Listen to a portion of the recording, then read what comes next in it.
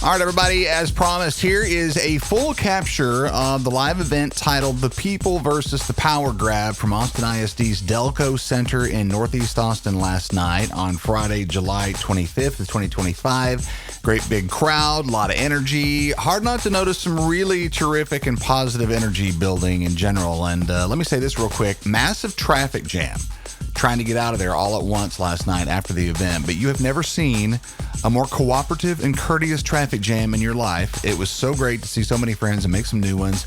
Want to thank our friends at Powered by People for the hospitality. What you're going to hear here in reverse order is former Congressman and Powered by People boss man Beto O'Rourke, San Antonio Congressman Joaquin Castro, Dallas Congresswoman Jasmine Crockett, Austin Congressman Greg Casar, Round Rock State Representative James Talarico, Austin State Representative and my state rep Gina Hinojosa, and the first voice you'll hear here to start it off is brand new, freshly elected Travis County Democratic Party Chair Doug Greco. Great time and enjoy, y'all.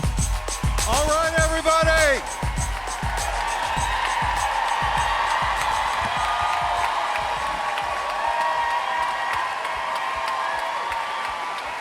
Welcome to Austin.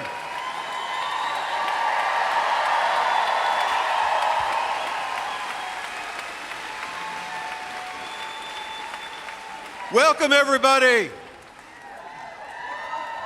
I am Doug Greco. I'm the newly elected chair of the Travis County Democratic Party in Travis County. Travis County Democrats and all Central Texas Democrats are ready to fight at the Capitol and fight to win in 2026.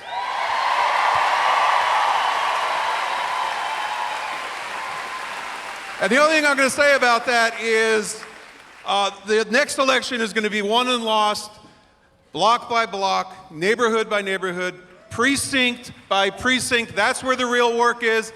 If you're in Travis County, visit our website, Travis County Democratic Party, connect with your precinct chair, and get on our email list, and we'll get you involved.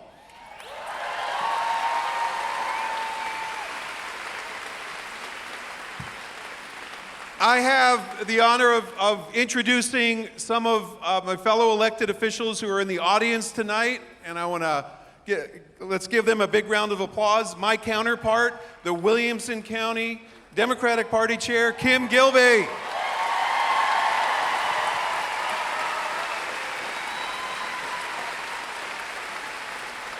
Also, the head of Mothers Against Greg Abbott, Nancy Thompson.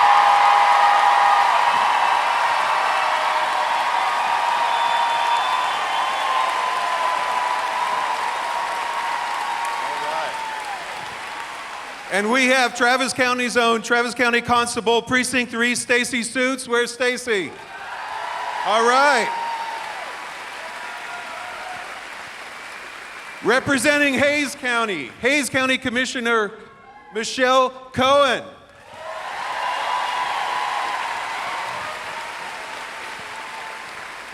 And from right here, our Austin City Council, representing Central Austin Council member Zoe Caudry.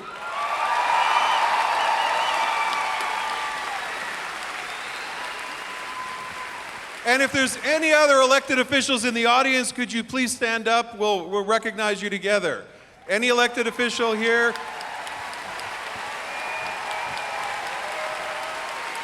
All right. And remember, precinct chairs are elected officials too. Gavino. Okay. I'm going to get us started by introducing our first speaker. And I had the honor of meeting her over 20 years ago. We went to the same church. We got involved in community organizing together. I had the honor of being her first chief of staff at the Capitol. She is one of the fiercest warriors on education here in Austin at the Capitol and statewide, Austin's own State Representative Gina Hinojosa.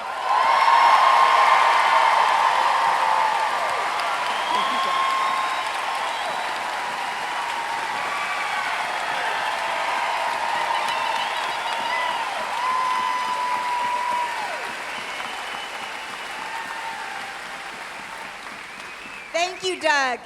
This turnout is awesome. This is frankly nuts. I was having flashbacks to getting into the Rolling Stones concert trying to get into this rally. This is incredible. Thank you. I am State Representative Gina Hinojosa. It is my honor to represent Central Austin in the Texas House.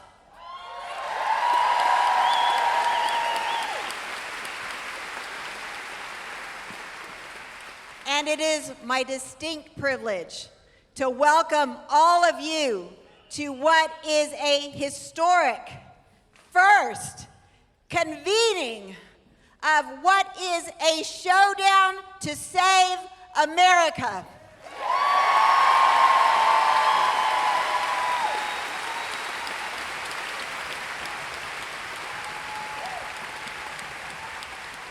Together we are asserting our rights, our freedoms, and our identity as Americans, and because we are Texans. Because we are Texans, we are the prize fighters, and we are coming in clutch to save our nation.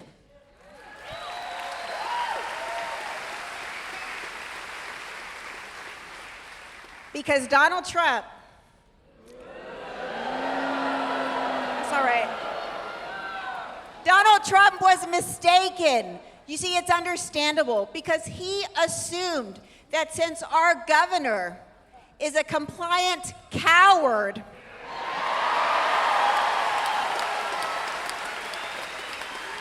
that the people of Texas would fall in line. He's sorely mistaken. He does not know Texans, and he does not know you.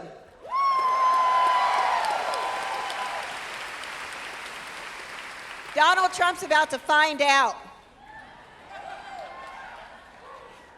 The opening salvo in this showdown was yesterday at the Capitol when hundreds of Texans showed up.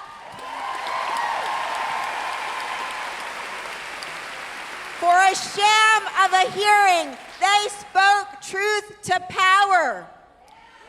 Like Ali Flores, Alex Mead, Susana Carranza, Gary Bledsoe, Alicia Perez-Hodge, so many more.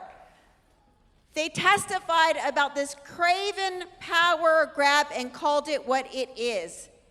It is an attack on Texans, and it is an attack on America. Nothing less. Because for the first time in our nation's history, our U.S. Department of Justice is targeting congressional districts because they are black and brown. If you read the letter from Pam Bondi, it says that, and that is what Governor Abbott cites for adding redistricting to this 30-day special session that should be entirely focused on flood relief and saving lives.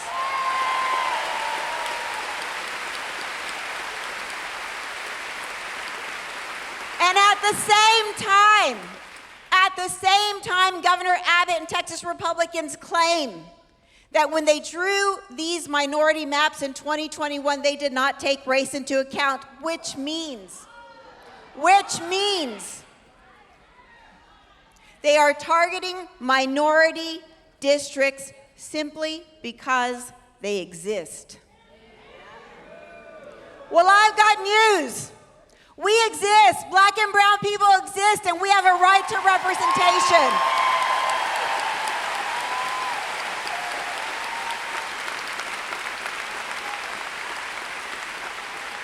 And it's not just a right.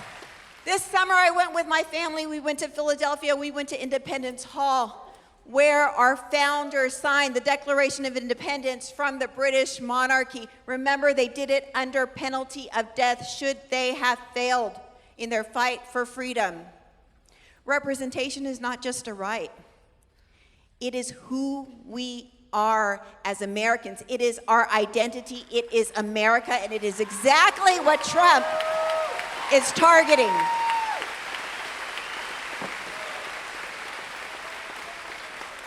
and Trump want to decide the 2026 midterms right here, right now in Texas.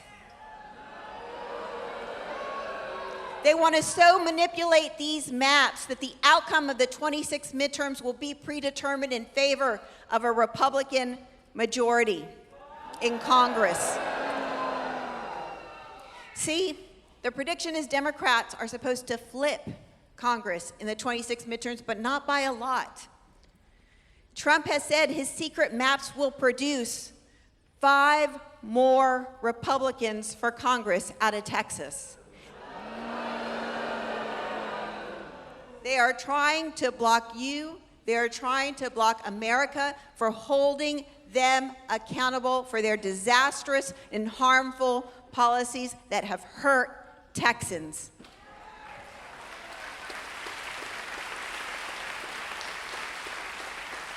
So what do we do? What do we do? Well, yes, we fight, we do all the things, we do everything. We rally, we march, we protest, we testify, we organize, because we have 30 days to get the word out to our circles of influence. This is happening now. Everybody needs to know. Sound the alarms. And yes, I'm willing to break quorum and leave the state.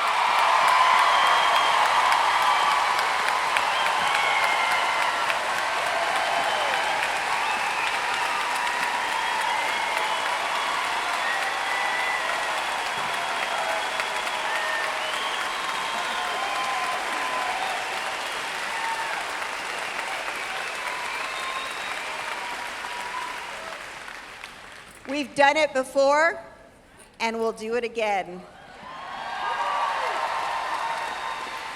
I was recently looking at my text messages from that night we broke quorum in 2021, May 30th. I was by myself in the legislative office, and I wrote to my colleagues on the floor, guys, now would be a good time to get your key and leave the floor. When you take your key, nobody else can vote for you, and so that then you don't have a quorum, right? So it's essential to take your key. A few minutes later, 7:42 p.m., I texted, it is a leap of faith. It only works if you take it.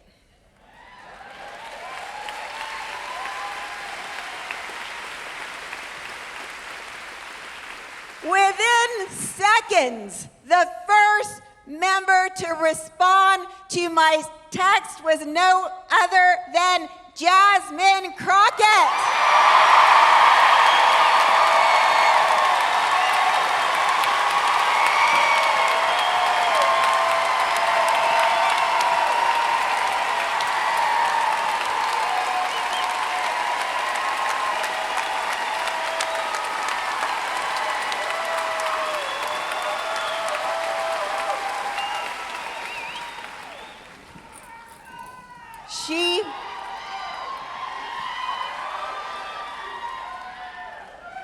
She texted, I'm on my way, and no truer words were ever written.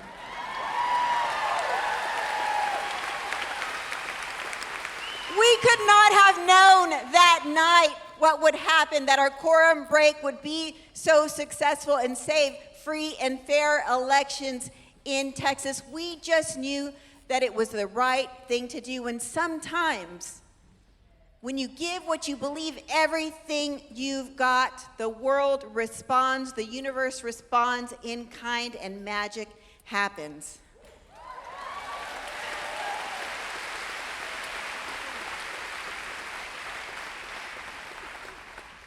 It's time, Texas, to fight again. This is a moment in time. This is a moment in history. It is not of our choosing, but as Beto reminded me yesterday, this fight is a gift. He told me so many people, they would love an opportunity to take the fight directly to Donald Trump. We have the opportunity right here, right now in Texas to take the fight directly to Donald Trump.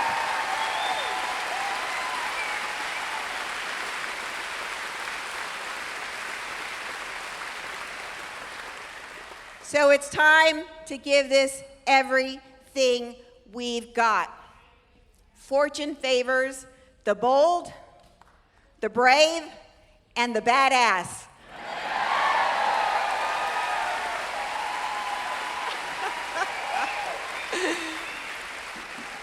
And fortunately for you, me, and America, that's exactly who we are as Texans, and it's time to show the world again. Thank you, and God bless Texas.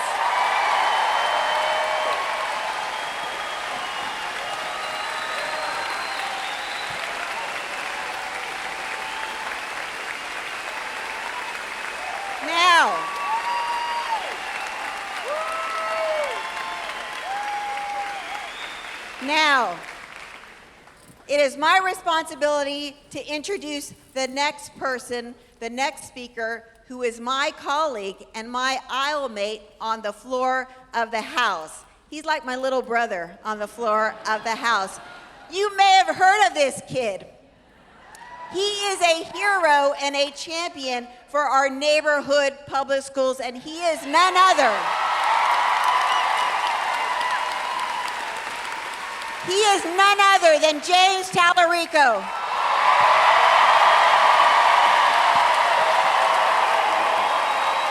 Thank y'all.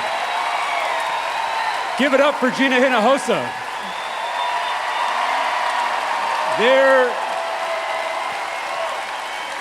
There is no fiercer champion for our public schools than Gina Hinojosa. And I was honored to lead the fight against Greg Abbott's voucher scam with her by my side. Before I was a politician, I was a public school teacher. I taught sixth grade language arts at Rhodes Middle School on the west side of San Antonio. And I often say that teaching middle school is the best preparation for politics. The West Side is this beautiful, historic Mexican-American neighborhood. It's also one of the poorest zip codes in the entire state of Texas. So every day, my students struggled heroically to overcome poverty, overcome racism, overcome systems that were designed to hold them back. My students weren't just kids, they were survivors, dreamers, fighters. I saw it in their eyes, this unshakable resolve, this unconquered spirit. Their hearts burned with a fire older than the world. There was a word that the veteran teachers would use to describe the kids on the West Side, a Spanish word, ganas.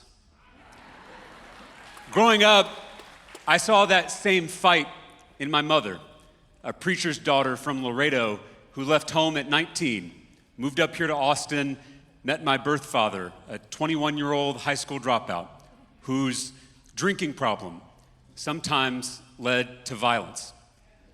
One night, he became abusive again.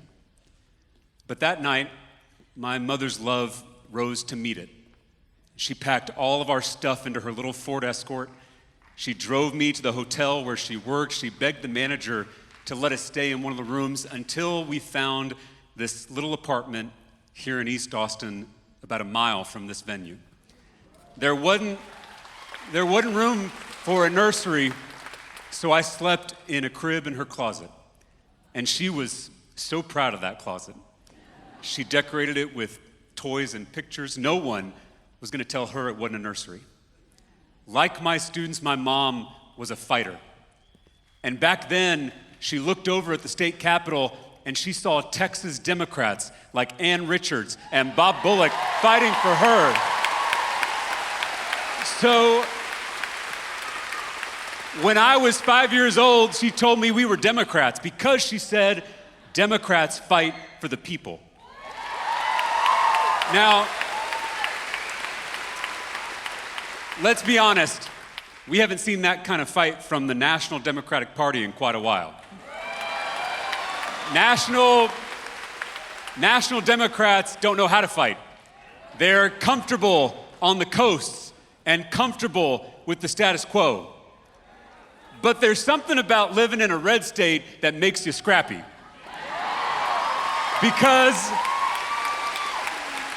Because Texas Democrats know how to fight.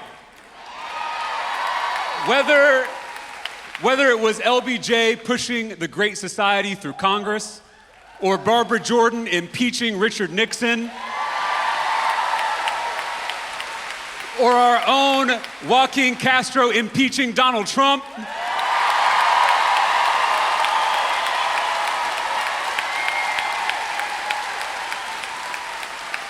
or Beto O'Rourke interrupting Greg Abbott's press conference in Uvalde. Texas Democrats know how to fight for the people con ganas. That is what we do. We fight for the many against the powerful few, whether they are bullies, bigots, or billionaires. You know, the more I see what's happening at our state capitol and our national capitol, the more I think the only minority destroying America is the billionaires.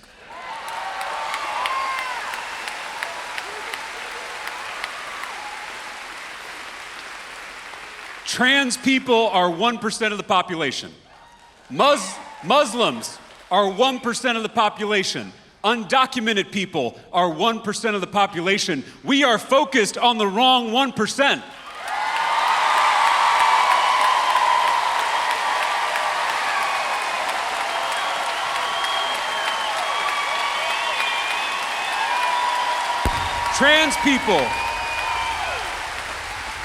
Trans people aren't taking away our health care. Muslims aren't defunding our schools. Immigrants aren't cutting taxes for themselves and their rich friends. It's the billionaires and their puppet politicians. The culture wars are a smokescreen. So many of the divisions in this state and in this country are manufactured by billionaires who want us fighting each other instead of fighting them. They want us looking left and right at our neighbors instead of looking up at them. The biggest divide in our politics is not left versus right, it's top versus bottom. The people at the top, the Elon Musks and the Rupert Murdochs of the world, they work so hard to keep us angry and divided because our unity is a threat to their wealth and their power. So their social media algorithms and their cable news networks tear us apart. They divide us by race, by gender, by culture, by religion. It's the oldest strategy in the world: divide and conquer. They want us to be afraid of immigrant moms and gay kids so that we don't notice that they are abolishing the Department of Education, gutting our health care, and cutting taxes for their donors. They want to keep us from seeing all that we have in common. They want to keep us from realizing that there is far more that unites us than divides us. Because once we do, we will come together across race, across gender, across culture, across religion to take power back for ourselves and our communities. That's what they're afraid of. That is why Donald Trump is trying to rig the next election. He and his allies in Congress just passed the largest transfer of wealth in American history with their big, beautiful bill. Literally kicking millions of people, including millions of Texans, off their health care to fund tax cuts for billionaires. They know that's unpopular, but they don't care because they have a plan. Trump just called Governor Abbott and told him to redraw the political maps in Texas to get him 5 more seats to protect their majority in the next election, regardless of how we all vote. And Texas is the testing ground for this strategy. If their power grab succeeds here in Texas, they're going to do the same thing in every red state across the country to rig the 2026 elections. You know, normally, when you pass unpopular policies, you lose the next election. That's how a democracy is supposed to work. Unless one side cheats. If they get away with this, they will never have to fear the voters ever again.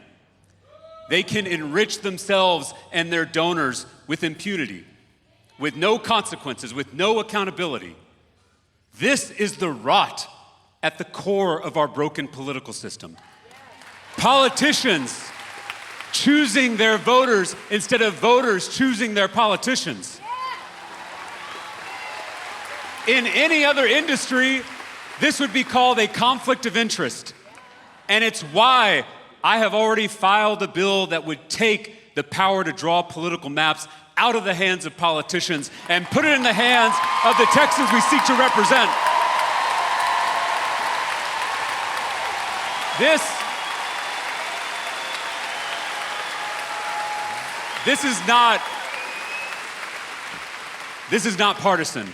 Whether you are a Democrat or a Republican or an independent, none of us want politicians silencing our voices and rigging the next election. I want to leave you with this thought. My granddad was a Baptist preacher in South Texas. And he taught me when I was real little that we follow a barefoot rabbi who gave 2 commandments: love God and love neighbor. Because there is no love of God without love of neighbor.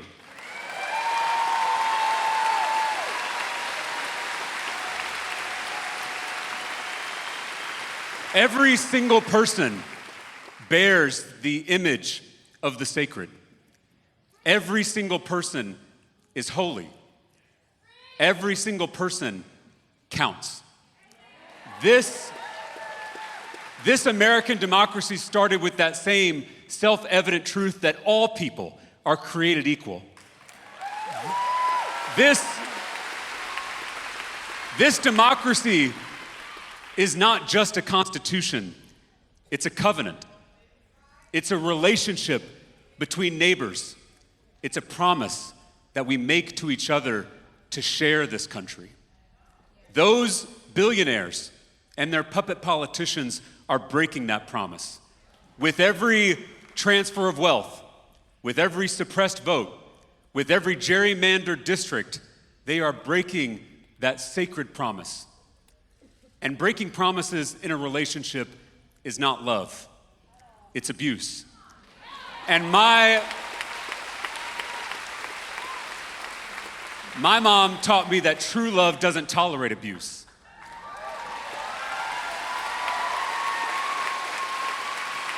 "2,000 years ago, when the powerful few abused the many, that barefoot rabbi walked into the seat of power and flipped over the tables of injustice. His love rose to meet abuse without becoming it. To those who love democracy, to those who love our neighbors, it's time to start flipping tables."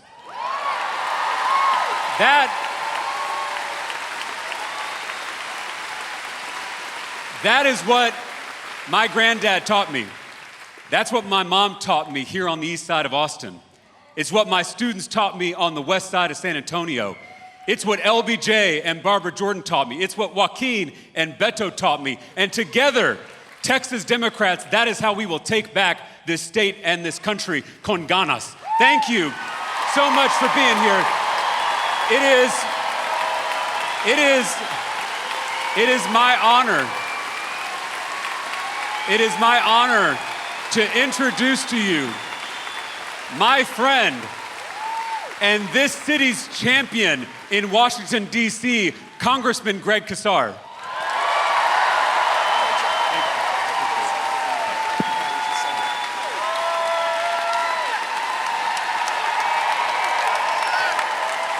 Buenas tardes, Austin, Texas. Buenas tardes, Austin, Texas.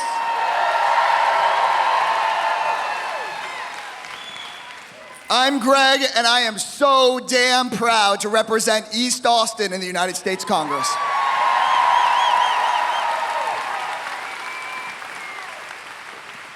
And I gotta tell you, Donald Trump is so damn scared of Austin, Texas. He is so scared. He's scared of all of you guys.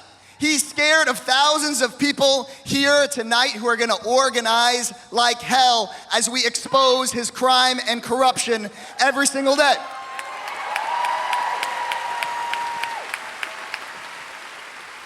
We got Donald Trump running scared because his polling numbers are in the toilet, because people aren't buying him kicking people off of their health care, all to give his billionaire buddies a tax break. We ain't buying that anywhere in Texas. Donald Trump's real damn scared of the Epstein files.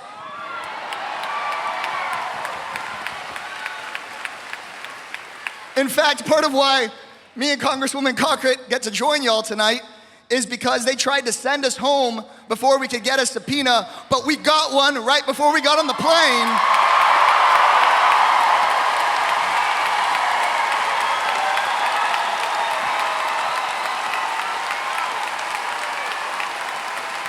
I can't wait to read those.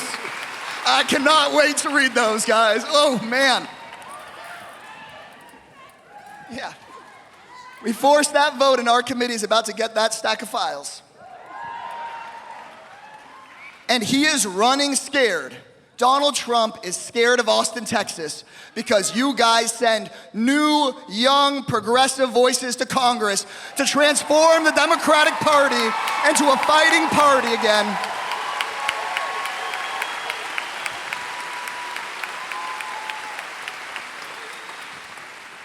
And Donald Trump knows that when voters in Austin, Texas lash back out, knock on doors, talk to their neighbors, that we are going to flip the United States House no matter how hard they try to rig the rules, and then we will block funding for those mass deportations and those mass agents.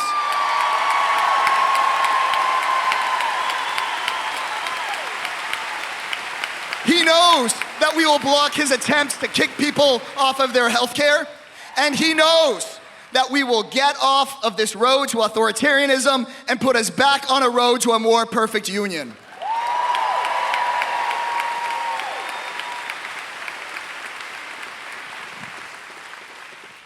So what's a scared bully like Donald Trump do?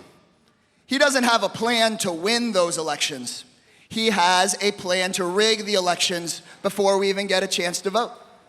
That's what guys like him have always done in this country. So it is always done. And he has asked for 5 Democratic seats. But let me tell you, this seat here in East Austin isn't a Democratic seat.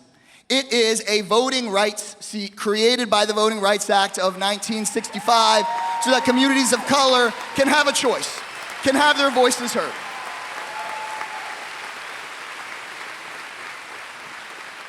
So what Donald Trump has called up Greg Abbott and asked him to do is to carry his water and put a nail in the coffin of the Voting Rights Act in the same state that sent a US president once to the White House to sign it. That's what he's asking them to do. He is asking to basically run over the voices, silence the voices of young people, working class people, people of color. Okay, that's what's happening right here. And then he wants his hand-picked Supreme Court phonies to rubber stamp it so he can take it all over the country. Donald Trump is already trying to take us pre-1965 on Medicaid and Medicare. Next, he wants to take us pre-1965 on voting rights. We gonna let him do that? Are we going to let this guy from Mar-a-Lago redraw our lines and our maps here in Texas? Are we gonna let him abandon the people that need rebuilding from the floods so that we can do redistricting instead? Are we gonna let Trump take over Texas? Or are we gonna let Trump take over Austin? Well, there's some news. Donald Trump may try to kick me out of Congress by wiping my district off the map. He doesn't want people like me in Congress. He doesn't want a labor organizer in Congress. He doesn't want an immigrant rights champion in Congress. He doesn't want an abortion rights champion in Congress. He doesn't want new, young progressives in Congress who will make our Democratic Party pro-worker and anti-billionaire. He doesn't want that. But I have some bad news for Donald Trump. Texans aren't scared of a fight, and I'm not going anywhere. We're not going anywhere.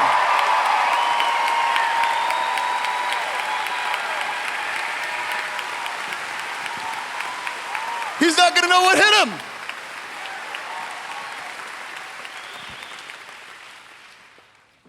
Guys, this is the fight of our lives. We're not gonna let Donald Trump take our voices.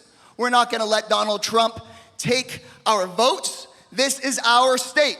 This is our home. This is our country. This is our future, and we're gonna take it back.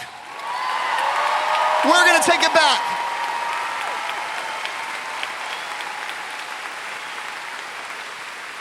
When I say se puede, you say si se puede. Se puede? Se puede? Se puede? Se puede? Let's do this, Austin, Texas. I'm with y'all every step of the way. I love you guys. I love y'all. Thank you guys. Thank y'all.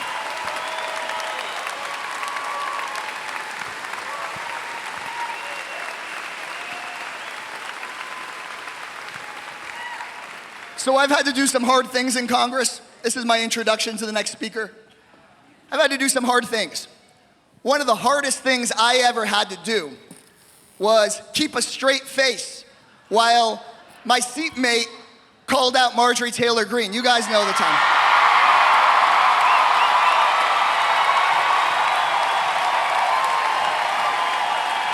I'm proud to call up the fighter from Dallas, Texas, the one and only, an OG quorum breaker, Congresswoman Jasmine Crockett.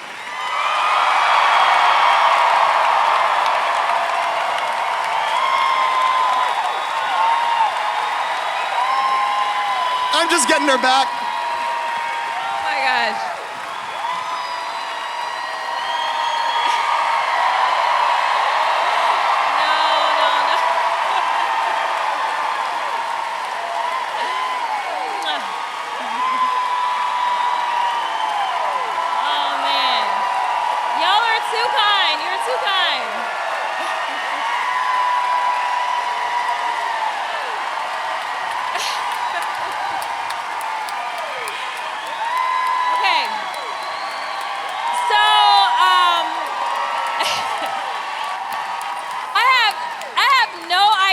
What Casar is talking about. I just want to put that out there. It is so good to be home in Texas!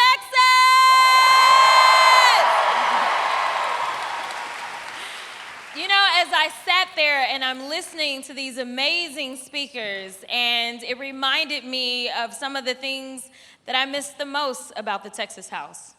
My former colleagues, they're amazing. Please clap it up again for these amazing state representatives. And Gina took us back to breaking quorum. Oh, buddy. I feel like I need to post my picture. We took these pictures with our keys. But nevertheless, one of the things that Gina talked about when she got up here was about taking a leap of faith. And I want to let you in on a little thing. I've done an interview here or there in my life, and one of the things that hasn't really been put out there a lot is that I consistently say that Texas is actually blue. We are. People look at me like I'm crazy, but I'm gonna give you some facts, because if y'all know, I love to bring receipts. So I'm gonna tell you the facts. At one point in time, Texas had an opportunity to have a great senator. He's sitting right here.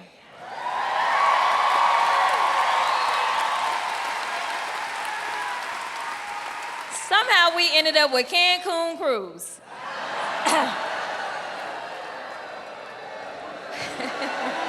Yes, boo.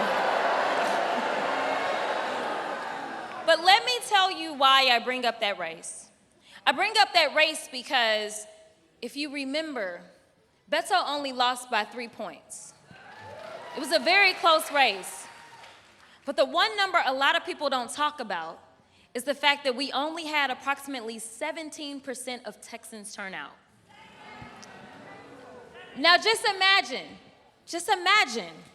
if we had 20 or 25% of Texans show up. Let me give you another fact. The state of California demographically looks more like Texas than, say, Louisiana or Mississippi. So when you combine these facts, what is so different between California and Texas besides the fact that geographically we're in different areas? Gerrymandering, which we're gonna get to because that's why we're here. But more importantly, they make sure that the people in the state of California have access to the ballot box. They are not engaging in voter suppression. You see, they got threatened during the pandemic when people started to show up. Working people had access to the ballot box and they could vote after they got off work. They got intimidated by that. They said, well, wait a minute, there's too many of them. So let's change the rules to the game. Let me tell you something. The people that run Texas, they're cowards, but we, the people, have courage.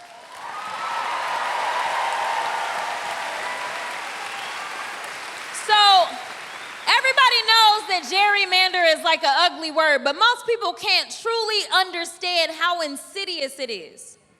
So let me tell you this, another statistic.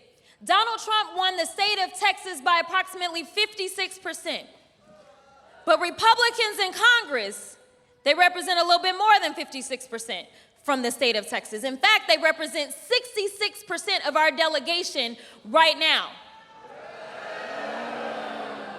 It's because the seats are already rigged. But they've decided that they want to rig them a little more.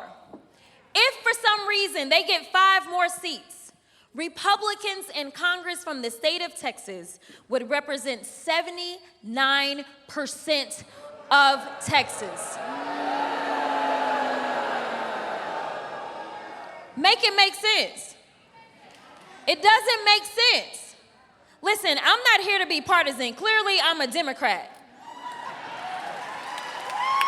Clearly. But at the end of the day, this has to be about fairness. As we sat here and we heard about things such as faith, you tell me whether or not it's God-like if you're going to go out and decide that people's voices should be put on mute. Nothing about that sounds like they are following Christ. Nothing about passing a bill that is going to take health care away from approximately 17 million people in this country sounds Christ-like. Nothing about taking food out of the mouths of children and people that are already struggling to the tune of taking hundreds of billions of dollars out of food for our country. Listen, y'all, I don't know where we're going right now. All I can tell you is that I'm scared. I'm scared because we're not in a partisan fight. We are in a fight of good versus evil.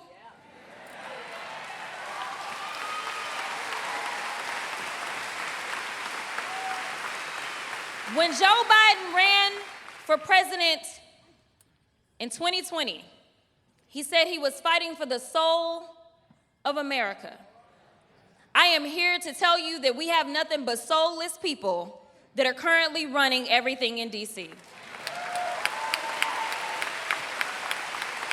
I am here to tell you that if the Texas legislature does as they've been told, it is nothing but soulless cowards that we have right here in our state.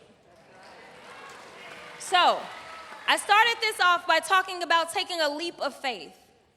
That is what Gina talked to us about. Texas, I'm begging you to take a leap of faith. I believe in you, the people. I believe that we can get this done. I don't believe that we are a red state. We are a blue state, but you have to believe. You have to take a leap of faith. So I'm asking you, no matter what happens, I need you to show up. No matter who it is that is running on the ballots, you need to show up. And when you show up, you need to take somebody else with you. When you show up, you need to tell them this is who we are as Texans. When you show up, you tell them we are not going to stand for this bullshit. When you show up, you tell them that it is we, the people, and not you, the dictator, Mr. Trump. I want you to show up. Show up, Texas. Show up.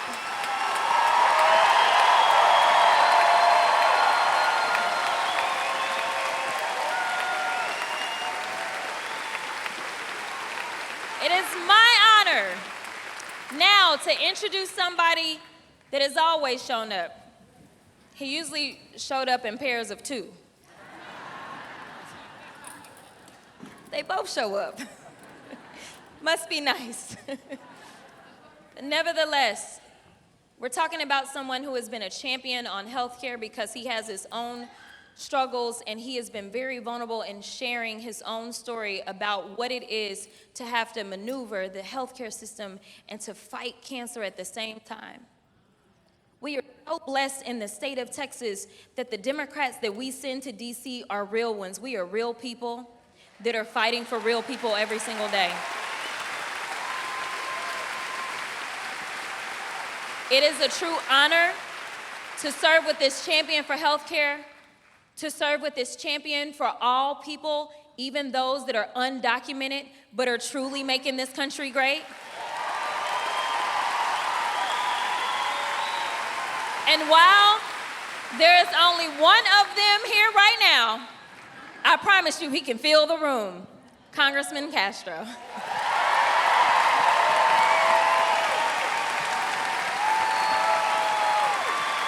Good evening, Austin. How are y'all doing?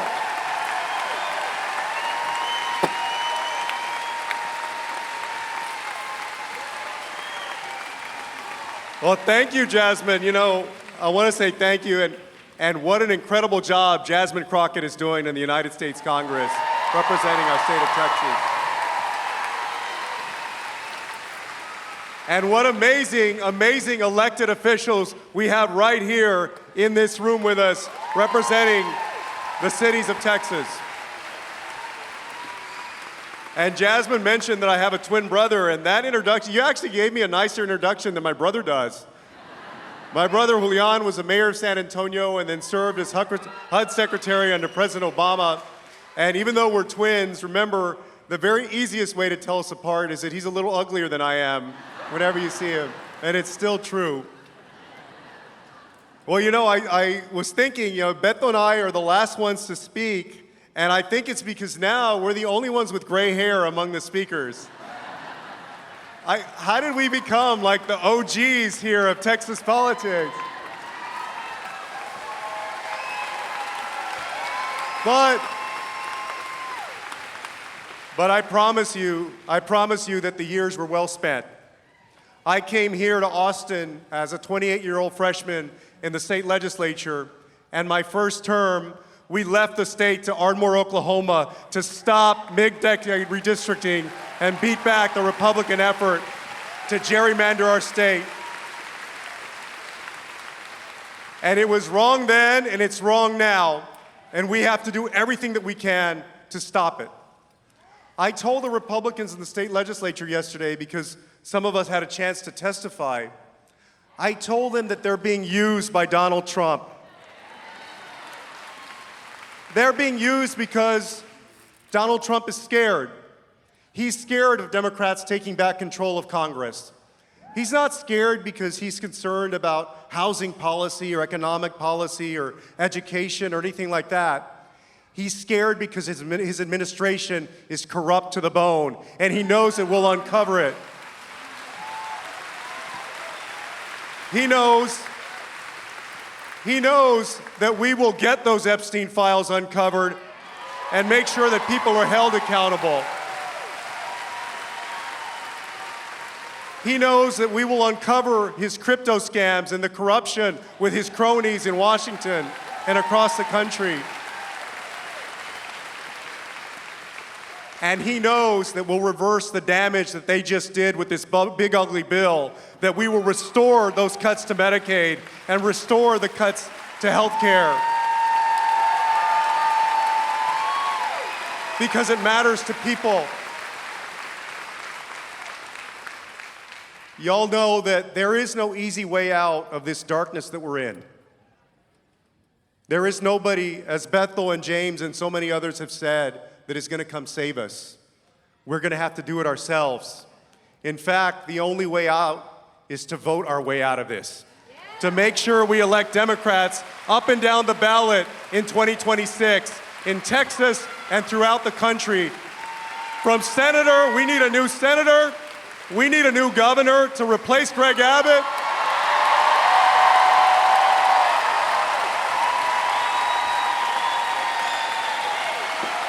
Listen, when somebody can't keep the lights on, when they can't help save people who are drowning in a flood, when they betray the people of Uvalde and the people of Texas and lie about it over and over again, to me that means they have to go. They need to be replaced. And y'all remember, because people have asked, and we hear the news and the commentators will say, well, you know, there's a lot going on in Washington or in Austin, but most people don't know about it. Most people haven't heard of the reconciliation bill or what's in it or so forth. And it's true. People are busy living their lives. They're busy paying the rent on their apartment, trying to get a car, trying to buy groceries that the prices are going up, even though the president said he was going to fix inflation from day one. People are living their lives, and so they're not political junkies. They're not watching MSNBC or CNN or any other station 24 hours a day. But their lives and their futures are at stake. And so when you talk to people, when you ask them to go vote, when you ask them to make a difference and to show up, as Jasmine said, I hope that you'll do this one thing. I hope that you'll tell your own stories and why it matters to you that the Republican Congress and the president cut health care. Why it matters that they cut Medicaid and subsidies to the Affordable Care Act. And not what it means in terms of pieces of, black letters on a piece of paper or in a long 1,000-page budget or some amendment in Congress, but what it has meant in your life to you and your family and to your friends and your neighbors. And I want to tell you a quick story about why I know the stakes of what it means to me. A few years ago in 2022, I was on a work trip to Spain. And I was chairing a conference, and the last night of that conference, we were on our way back to Bilbao, Spain. And I'd never been to Bilbao. We were on this dark road headed back, and I was a passenger in a car. And as we were driving, the driver hit a wild boar going about 65 or 70 miles an hour. Now, those of you that have ever hit livestock on a road, you know what happens to a car and how hard that impact is. And so, as you can imagine, the front part of the car was crashed in, and the windshield was all cracked, and the airbags came out. And I'd never been in a car crash, actually, that was that violent. But after the crash, I looked around, and I actually felt okay. And I actually felt fine, or at least I thought I did. And the only thing that I noticed was that my hand was starting to swell up and get red. And so the ambulances came, and they asked us if we wanted to go to the hospital. And I thought, this was about 11:30 at night or so, and I had a flight back to Texas the next morning around 7 a.m. And so I thought, well, I better go just so the insurance company will believe me if I have to go back home and see a doctor because of this. I thought, well, I'll go to the hospital and they'll check me out for 20 or 30 minutes and I'll go back to the hotel, I'll pack, I'll go to the airport, I'll fly back home to San Antonio. So I get in the ambulance and they take us to the hospital. And as soon as I get there, they said, well, we see a lot of people who are on accidents on these roads, and sometimes the damage isn't apparent right away. Sometimes it takes hours or even days to really feel what's going on. And so they put this neck brace on me where you can't move, one of those braces where you can't move your neck. They treated me like a trauma patient. And then they gave me something that I'd never had before because I'd never been hospitalized and honestly didn't really like to go to the doctor a lot. And they gave me what's called an MRI with contrast. If you've ever had one, you know that's where they inject dye into you to see what's going on with your organs. And so I was there, they gave me this, it was about 45 minutes, and the doctor came back and she said that they were gonna let me go, and they were moving me to the front. And they were gonna take out the IV, because when you go to the hospital, one of the last things they do is they take out your IV and then they let you go. But before they did that, we were in this curtained off area. She came back and she closed that curtain behind her and she came up to me. And I was speaking in English and she was speaking in Spanish. And there was never a moment where I wished that my Spanish was more perfect than at that moment. But she said, I hate to be the bearer of bad news, but my radiologist called to me and he believes he sees 2 neuroendocrine tumors that had moved from your small intestine into your liver. And this doctor in the middle of nowhere in Spain was telling me that I had cancer. And so right away, for those of you that have ever been told that or been with a family member who's had that news delivered to them, you're in shock and a kind of panic. That day, my youngest child, my daughter, Ana Valentina, had turned 2 months old. And so I wasn't actually thinking about me for a minute. I was thinking about my kids and whether they would have a father who would walk them down the aisle or see them graduate from high school and from college, and how long I would be around for them. And you can imagine that when I got back home, I had a million different appointments in San Antonio and then at MD Anderson in Houston. And I had surgery in 2023 in February and stayed in the hospital for 10 days. And they took out a bunch of stuff, part of my intestine and my gallbladder and my appendix and other stuff.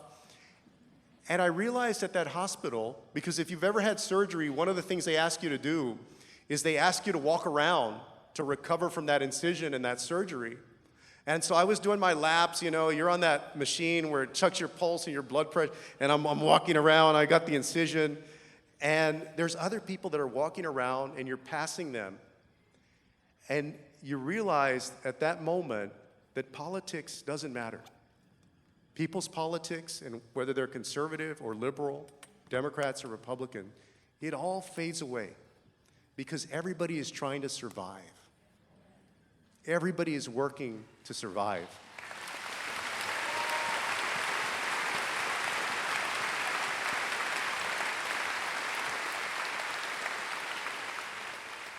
And they told us to take it easy, and so I tried to take it easy. I get to watch the news a good bit, but I didn't turn on the TV for those 10 days. But I was walking around the rooms, and I saw 2 rooms in a row watching Fox News. So I knew that it wasn't just liberal Democrats that were there getting taken care of. It was everybody. But as Democrats, that's why we fight for things like universal health care, because we believe that people have a right to survive.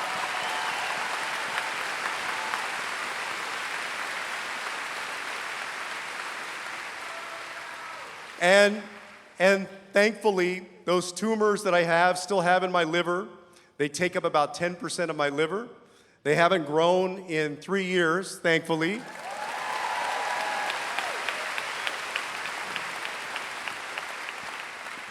But here's the story, the part of the story that I really wanted to share with you, and why I believe all of us are fighting.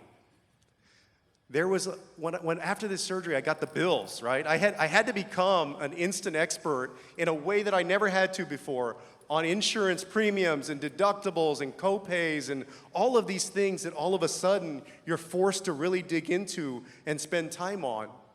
And there was one line that stood out to me. It was the line for this treatment that I have to take every month that I'm getting next Monday in San Antonio. It's a drug called lanreotide. And the list price on that drug was $24,000 per injection.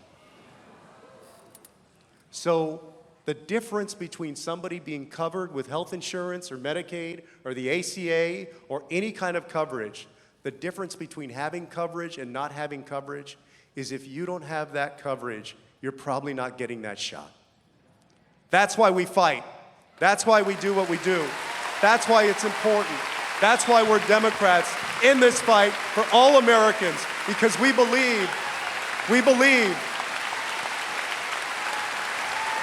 that everybody should be covered.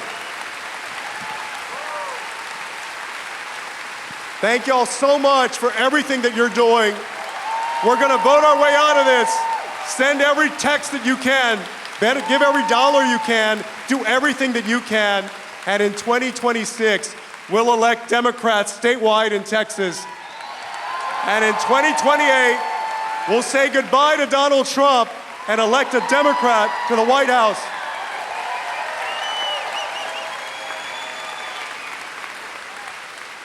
And now, it's my honor to introduce the man who is responsible for hosting us tonight.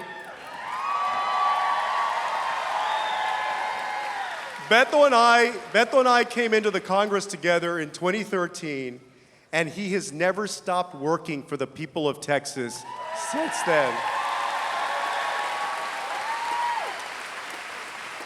Folks, I think if you're here, I don't need to tell you, but I'll say it.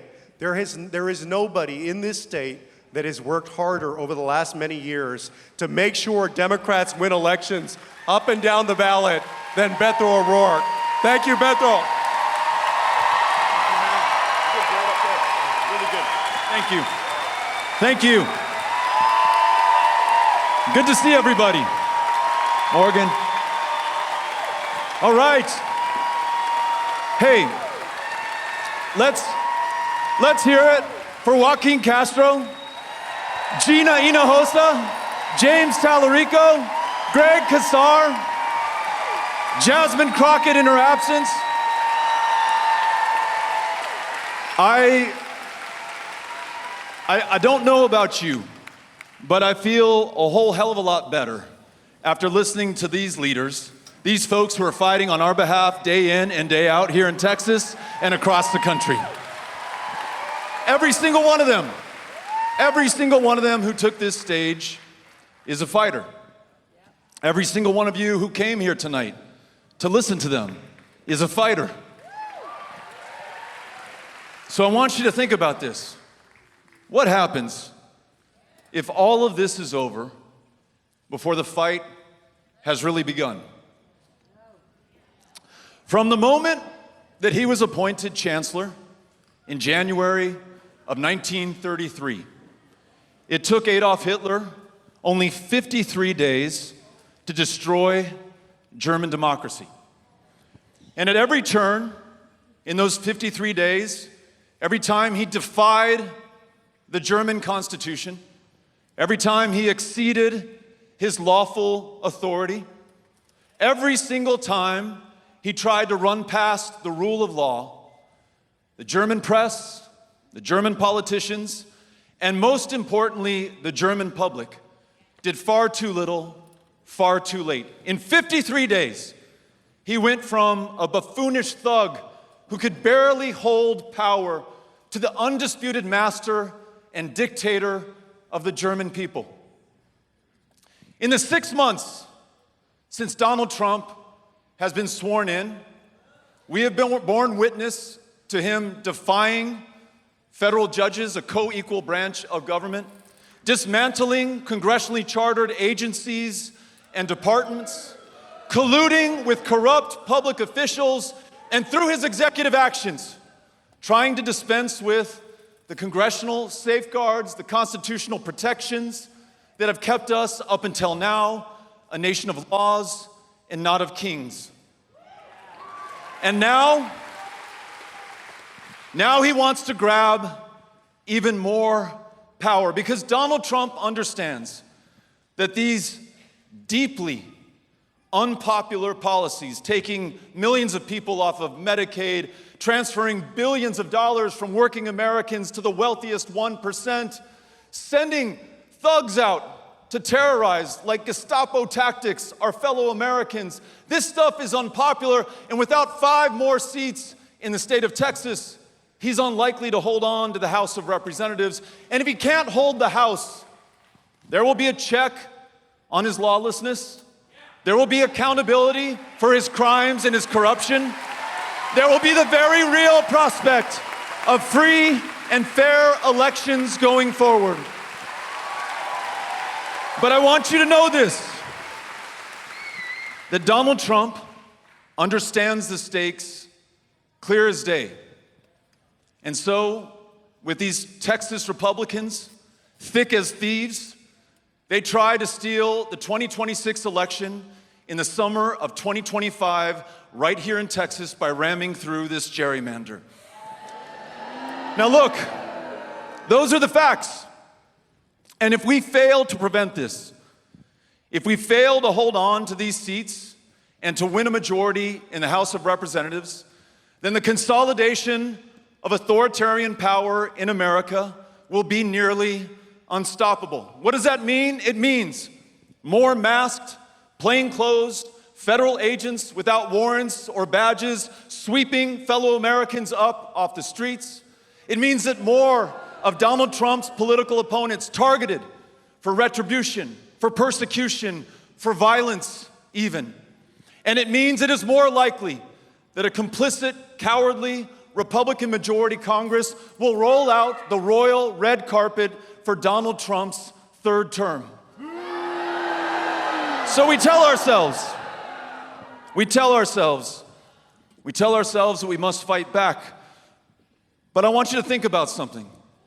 What if we go beyond fighting back? What if we go beyond simply reacting and responding to the things that they're doing? What if instead of fighting back, we fight through this, we fight forward like a boxer moving off the back foot and onto his front foot, going from defense to offense, taking this fight to every county in the state of Texas, to every state house district, to every congressional district, to every state in the union, if we have to do that.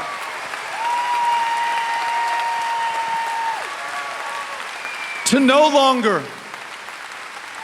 longer await the punch thrown by these would-be fascists, but to throw ours first and to throw ours harder. What does that look like? It looks like all of us right now committing to one another that we're gonna have the backs of these courageous state house Dems when they break quorum for as long as it takes, the resources that they need, the encouragement that they need, the moral support so that they can prevail. And what about this? What if in states where Democrats hold power right now, we seize the initiative? And instead of waiting for Texas Republicans to act first, we redraw those congressional districts for Democratic advantage and pick up a majority in the House by any means necessary. And what if you tonight sign up with one of these Powered by People volunteers wearing the yellow vests who will train you to become a volunteer deputy registrar so we can reach out to and register the voters who are going to power the victories that we need, not just to save Texas, but this country in 2026. Are you with me? Are you willing to do this? Because we need that.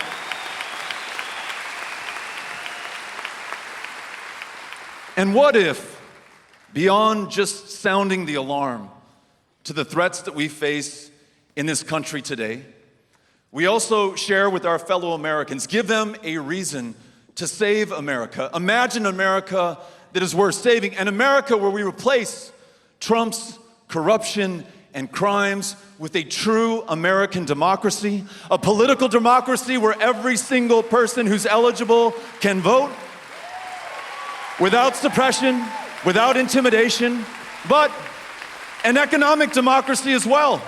One where you can afford just to work one job.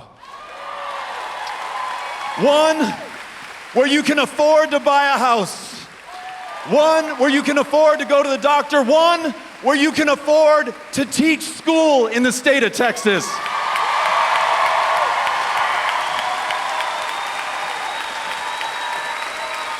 And what if we really stood for human rights in this country and human rights abroad? What if we made sure that no matter who you are, you're treated with the dignity and respect that you deserve as an American and as a human being? And what if this country was no longer complicit in the bombing and the starving and the slaughtering of children in Gaza? And we use the awesome power of America to convene the nations of this world to establish an independent, sovereign state for the Palestinian people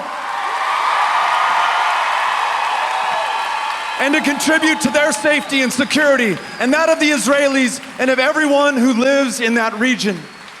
And what about a Democratic Party that once it wins power again, as we did in 2008 and as we did in 2020, actually uses it this time to not just talk about comprehensive immigration reform, but to rewrite this country's immigration laws in our own image here in Texas, reflecting our reality, making sure that every dreamer is legal in America, every dreamer's parents are legal in America, every hardworking American doing backbreaking work to make this country stronger and better and safer is legal in America.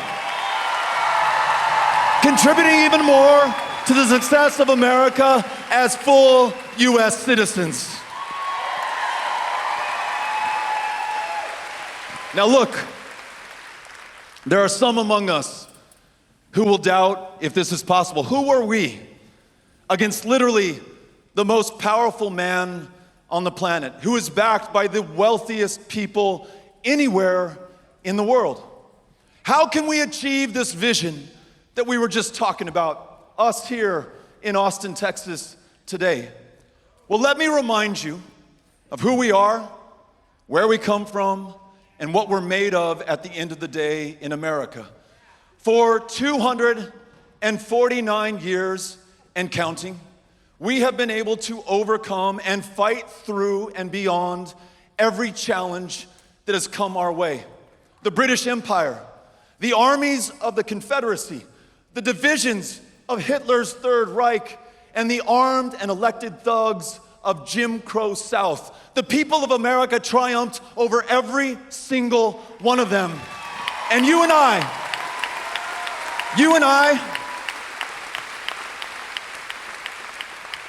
these 249 years now flow through to us today here in Austin. And what we do with this inheritance is going to define us in history and will determine what our future is as a country.